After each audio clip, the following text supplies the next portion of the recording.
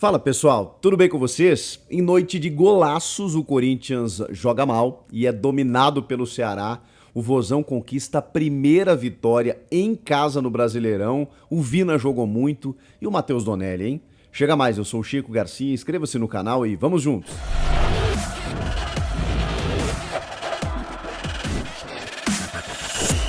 Não foi uma jornada boa do Corinthians sem Vitor Pereira, né, que estava suspenso, então ele não pôde comandar o time à beira do campo, mas viajou para Fortaleza, fez toda a sua preleção, fez suas escolhas inclusive, o time preservou alguns jogadores, mas o curioso é que o Corinthians poderia ter terminado a rodada na liderança, melhor dizendo, à noite, né, deste sábado para o domingo, podendo superar o Palmeiras, torcendo por um tropeço do Verdão diante do Cuiabá, mas tudo bem, se manteve ainda um ponto atrás do Palmeiras com 29 pontos e talvez tenha sido até beneficiado na rodada pelo empate entre o Inter e o Atlético Paranaense. Ninguém subiu, o Inter ficou nos 29, o Atlético nos 28, mas o Corinthians ainda pode ser ultrapassado nesse domingo, tanto pelo Atlético Mineiro quanto pelo Fluminense. O Atlético encara o Botafogo fora de casa e o Fluminense o São Paulo.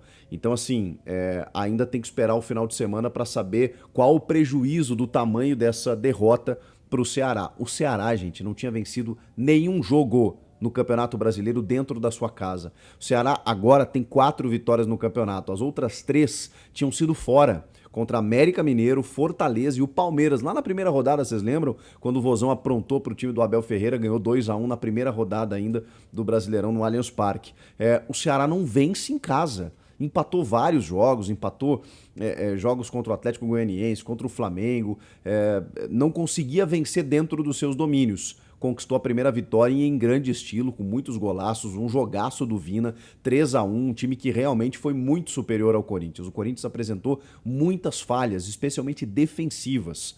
Muitas falhas. Claro que a gente pode colocar na conta, pelo menos no primeiro tempo, dos golaços, né? Porque a gente termina o primeiro tempo com o Corinthians começando o jogo na frente, abrindo o placar numa maravilha, numa pintura do Roger Guedes, que foi escalado mais uma vez como centroavante, mas caindo pelo lado esquerdo, bem no seu estilo, do jeito que ele gosta, cortando para dentro, vencendo a marcação e chutando no ângulo, indefensável. Impressionante o gol que faz o Roger Guedes, e ali parecia que o Corinthians ia em busca da vitória, mas aí em 2 golaços da equipe do Ceará, acabou tomando a virada ainda no primeiro tempo. Primeiro do Bruno Pacheco, num gol em que eu acho que o Donelli deu uns 2 passos para frente, né? Mas não vou aqui recriminá-lo por esses 2 gols, tanto do Bruno quanto do Vina. Acho que são gols assim que, poxa vida, mais mérito dos atacantes, né? No caso o Bruno é lateral, mas dos marcadores, dos artilheiros, do que demérito do goleiro. Mas o que acontece, isso é um fato, no momento que a bola sai da área, ele dá uns 2 passos e meio para frente e aí o Bruno acerta um chute maravilhoso por cobertura numa bola que realmente não tinha como ele alcançar. Ah, mas o Cássio será que pegaria? Não sei. Bom, não sabemos, porque o Cássio, com dores na lombar, foi tirado do jogo momentos antes ali da partida, e curiosamente seria o jogo de número 602 do goleiro. Para as contas do Corinthians, segundo as contas do Corinthians, igualaria Ronaldo Giovanelli como o goleiro que mais vestiu a camisa do Timão, e o segundo que mais vestiu a camisa do Corinthians em toda a história, só atrás do Vladimir. Pelas contas do Ronaldo, ele hoje passaria, porque o Ronaldo conta 601 jogos, né? Tem um jogo que ele não conta contra o Corinthians Casuals, né? Que foi um amistoso, ele não conta esse jogo, então ele tem 601 na conta dele. Hoje o Cássio passaria, ficou no banco, contra o Coritiba ele passa, pro Corinthians ele vai igualar. Mas o Cássio será que pegaria? Não dá pra saber, né, gente? A gente vai ficar com essa dúvida eterna. Mas falha, eu acho muito grave, quando você tá falando de um golaço, um chute maravilhoso, perfeito, que encobre o goleiro, mas aí tem esse detalhe, né, que ele deu 2 passos pra frente ali, porque a bola saiu da área realmente, tem uma questão de posicionamento. E aí o gol do Vina, realmente, pelo amor de Deus, é uma sapatada muito forte na gaveta, no ângulo, nenhum goleiro do mundo pegaria essa bola. E aí o Ceará passa à frente naquele momento. O Corinthians também teve sérios problemas ofensivos, mais uma vez, com exceção da individualidade do Roger Guedes, né, que resolve o jogo ali, pelo menos nos primeiros minutos. É mais uma vez um jogo em que o Corinthians não consegue construir situações claras de gol, com exceção de uma bola do Rony no segundo tempo, numa jogada do Giovani, em que ele chega chutando assim, a bola bate no travessão. Ali também não vou recriminar o Rony, porque ele até reclamou do gramado depois numa conversa com o Felipe Almeida, o auxiliar técnico que estava comandando o time. Mas ele chegou chutando forte ali para fazer o gol, né? E aí a bola bate no travessão. Detalhe que não fez com que o Corinthians ali tivesse empatado a partida. E aí depois acaba tomando mais um gol do Kleber, que eu já vou falar a respeito. Mas o Corinthians teve uma dificuldade de chegar no campo ofensivo com aquela bola limpa para finalizar, né? Também por conta de méritos da defesa do Ceará, mas tá faltando ainda quando a gente falou no jogo contra o Flamengo, né? A bola rodava a área, mas não tinha aquele finalizador, não tinha aquele cara que aparecesse. E eu tô sentindo muita falta de um cara que sempre fez isso, inclusive fazia isso no Corinthians, e que em determinado momento a gente ficou brigando pela sua titularidade, que é o Giuliano. O Giuliano tá vivendo aqueles momentos do Renato Augusto antes dele machucar, né? Que é uma deficiência técnica, é um decréscimo, né? Um declínio, melhor dizendo, declínio técnico de um jogador que sempre foi esse cara que pisava na área, que marcava gols, que tinha um poder de armação, que deixava os companheiros numa condição legal de gols. E esse era o cara para fazer isso. Na ausência do Renato Augusto, do Paulinho, o Giuliano era o cara para assumir essa função. E ele não tem conseguido. Não tem conseguido. Ele começou o jogo com o Cantígio e o Duqueiroz, né? O Du como interior direito, né? Ali mais fazendo a ponta direita do tripé, o Giuliano pelo lado esquerdo. Mas não tô vendo o Giuliano como esse meio armador. E curiosamente é o que o Ceará tem. O Vina jogou um partidaço fazendo exatamente isso. Ele é um cara que chega à frente para finalizar, mas ele é um cara que joga atrás do centroavante e consegue ditar o ritmo do jogo. Ele tem uma visão de jogo muito boa, um cara muito inteligente, muito envolvido, né?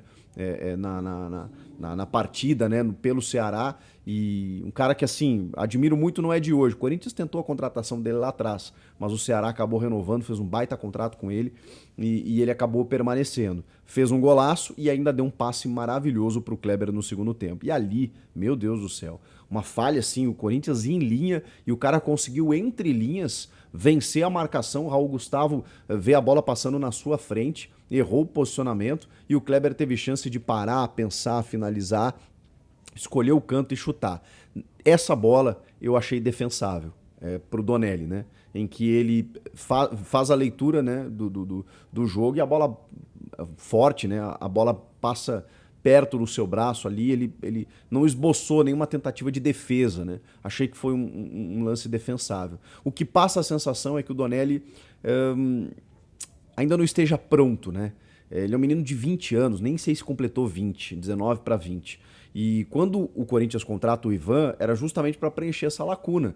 E olha, eu acho o Donelli um menino super promissor, foi campeão mundial, acho que sub-17, se eu não me engano, ganhou luva de ouro. Se fala muito, maravilhas dele desde a base. Mas nos dois momentos em que ele precisou entrar esse ano, que foi naquele clássico contra o Palmeiras, em que o time acabou sendo dominado e ele, enfim, não conseguiu fazer nenhuma defesa assim, num lance em que o Palmeiras acabou atropelando o Corinthians, e nesse jogo contra o Ceará, é um goleiro ainda inconfiável. Um goleiro que talvez ele não esteja pronto. E aí a culpa talvez não seja nem dele, né? Eu sei que ele quer jogar, eu sei que ele tem, digamos, identificação com o clube, tem muito respaldo das pessoas que escolhem e que lá estão, e por isso a negociação com o Ivan envolvendo o Yuri Alberto talvez fosse nesse sentido de que não, nós temos o Donelli aqui, talvez ele precise ainda superar ou enfrentar ou passar por um estágio antes de ser o reserva do Cássio. Eu falava isso lá atrás. Inclusive, quando o Corinthians contrata o Ivan, houve a notícia de que ele queria sair para negociar, para ser negociado, e o Corinthians o segurou. E agora ele tem a chance, né, de ser o reserva do Cássio, porque o Ivan vai ficar um ano fora, né, pelo menos um ano fora nesse empréstimo para o Zenit da Rússia. Mas uma pena para o moleque que, como eu disse, tem um potencial, mas cada vez que ele entra ele parece sem confiança e em alguns momentos acaba prejudicando o time.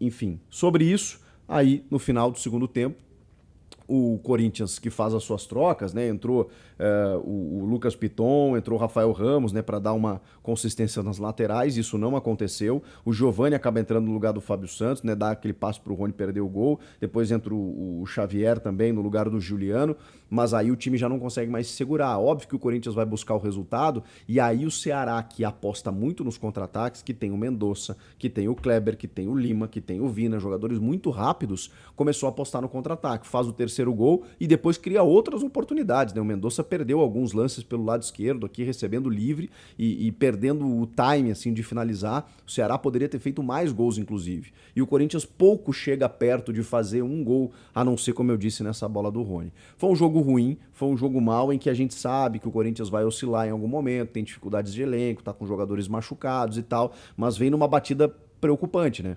Porque o importante foi o que o Corinthians fez nesses últimos jogos. Classificou contra o Boca, lindo. Venceu o Flamengo com um gol contra lá, lindo.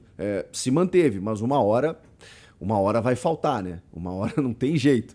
Né? O Corinthians tem um padrão de jogo, o Vitor Pereira faz um grande trabalho, recuperou vários jogadores, só que uma hora você vai pegar um time que não é um time ruim, apesar de estar embaixo na tabela, de estar tendo dificuldades na temporada. O Ceará tem bons valores, joga com uma força, com uma massa de torcida impressionante e que obviamente seria um jogo difícil. Aí você sai na frente e não consegue segurar o resultado, podendo ter a chance de dormir na liderança. Foi um vacilo tremendo, mas também entendo que há um limite.